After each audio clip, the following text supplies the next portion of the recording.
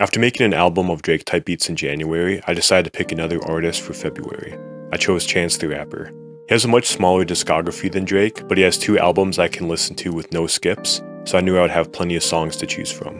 For my Drake album, all of the songs were taking drums from different Drake songs, and I did the same thing for Chance. I listened to all of his music in chronological order, adding songs to my Stealing Drums playlist on Spotify. I would then make beats inspired by those songs in that order. I listened to everything I could find that Chance put out. 10 Day, Acid Rap, Coloring Book, The Big Day, even Surf by Nico Segal, which I hadn't heard of before. His name isn't attached to it, so you wouldn't find it on Spotify, but it heavily features Chance. I also went through all of his singles and any appears on I could find. I was trying to soak up his sound.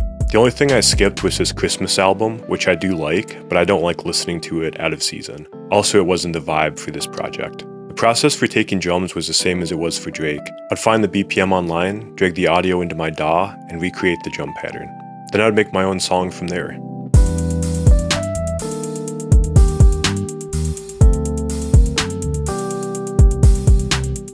Chance the Rapper's beats can be very organic with a lot of choirs, organs, and electric piano. When I made my beats, I tried to use that same instrumentation. I'm not the best keyboardist, so I just looked up progressions on TikTok, which is another great tip by the way. You can just look up jazzy chord progressions. Other songs I wrote my own progressions, and of course I had to chop up a choir sample.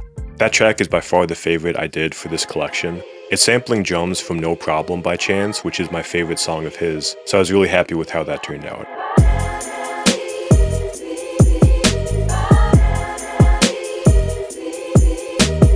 For a few of these songs, you can find producer breakdown videos, which are super helpful. The breakdown with brass tracks is one of my favorites. They actually recorded their own choir to sample and cut up. It's also really inspiring to see them making this song on what is now such an old version of Ableton. I also love this breakdown of Cocoa Butter Kisses. I always thought that drum groove smacked and was excited to hear how it was made. And all it is multiple drum breaks stacked on top of each other. He also went over all the instrumentation on that track, and that was super helpful for me trying to create a similar vibe, not only for this track, but in all the Chance tracks I've been working on.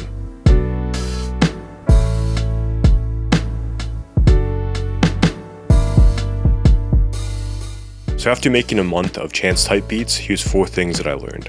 Number 1, bad songs can have good drums. Or I guess it's fair to say that bad songs could have any number of good elements while still ultimately making something that's not working. But since I was stealing drum patterns, I'm kind of thinking more drums right now.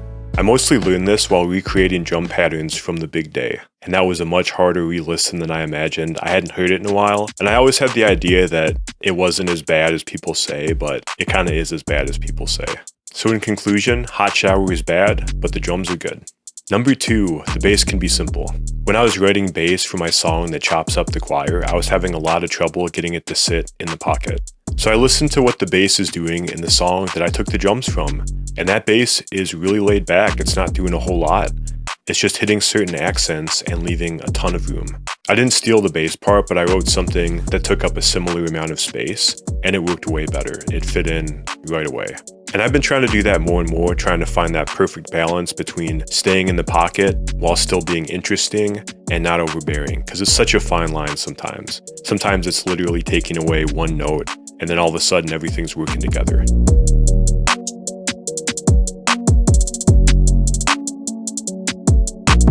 Number 3, chord extensions are awesome.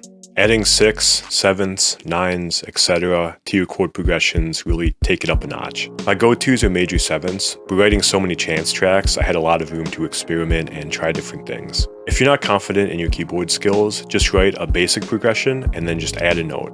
You can find out what the extension would be in that key, or you can just add notes and see what you like.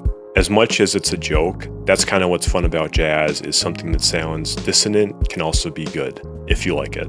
Starting with the basic progression and adding 7ths in post was how I made Coffee Shop, which is like my biggest track ever. I did eventually learn how to play it, but originally writing the song, I couldn't play it. So don't let not being able to play it stop you from having fun with some little bit of spice. Number 4, if it's simple but it works, it works. That applies to drum patterns, to chords, to bass lines, to everything. I was thinking about this lesson a lot when I was referencing 3-3-3-3. The drums in that song are dirt simple, just a kick and a snare, no hi-hat, very repetitive, but that's all it needs. I would never have considered not having a hi-hat, but listening to that song as a casual listener first, I didn't even notice it was missing. And it was a pleasant surprise to make my own beat with such a simple pattern and find that I didn't even miss it. I was fine without it. When it's enough, it's enough.